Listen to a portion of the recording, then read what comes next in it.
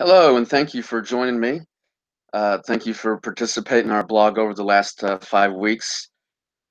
As we get to the sixth and final week, I hope that you found the information helpful and that the blog has helped you to spur conversations in your marriage to either strengthen it or if you're having problems to help you for it to become better. Over the last few weeks, we've discussed things such as friendship and marriage, in-laws, turning towards your spouse, love and commitment, um, and all these sorts of things that tie in together. I like to think of marriage as a will, and that there are important parts of the will, and they all work together.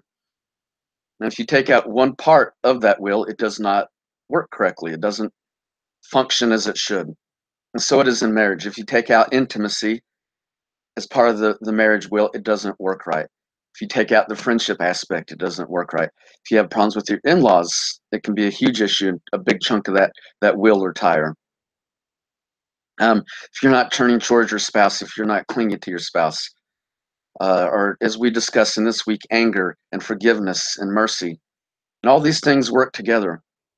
And as I've been married and studied marriage and family, one of the things I've discovered is that these things all work together. So take, for instance, intimacy.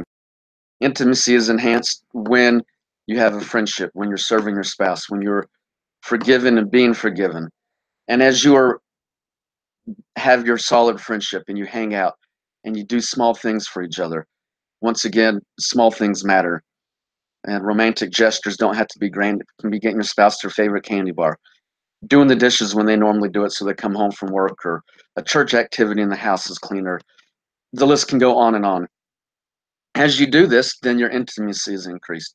As your intimacy is increased and is a wonderful part of your married life, then you're more willing to forgive. You're more willing to extend mercy and that forgiveness. And then that in turn goes to intimacy. And then you're better able to cope with in-laws and all these other things. I want to talk a little bit about the lesson that we have this week, lesson 6, and that is uh, having to do with anger, how you fight. When I put in the blog that I was dumb and thought that, my wife and I were so in love we would never fight. And that's, I've come to learn, very foolish. You have two different people from two very different backgrounds with two different ways of families doing it. And in the beginning, it can be rocking.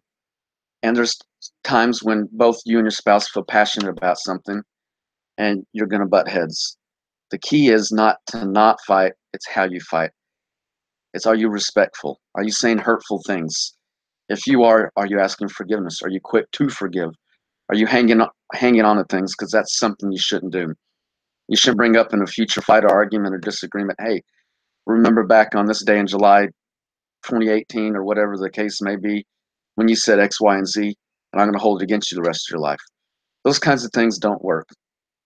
So I would like to leave with the advice that uh, we're all imperfect and we all want mercy and forgiveness. And so, as much as we want that mercy and forgiveness, we should extend that mercy and forgiveness. And I'd like to add that this does not apply to serious abuse or serious cases of neglect or serious wrongdoings that need to involve, if you're involved in church with church leaders, or if it's illegal or immoral or unethical with law enforcement. uh, get help if you need it. You're expected to forgive, but quick forgiveness doesn't come with serious abuse. You need to get away if that's the case and get proper help. I can't, I'm not licensed to say what kind of help that is, but get the proper help. Get away from abuse, and then you can work on forgiveness. But in normal situations where a spouse may say something hurtful, um, or forget to do something they promised to do, you can be quick to forgive in those sort of instances. Jacob and I thank you for participating in our blog as we come in this final last 6 weeks, and hope that your marriage has been strengthened and you found help in the information. Thank you.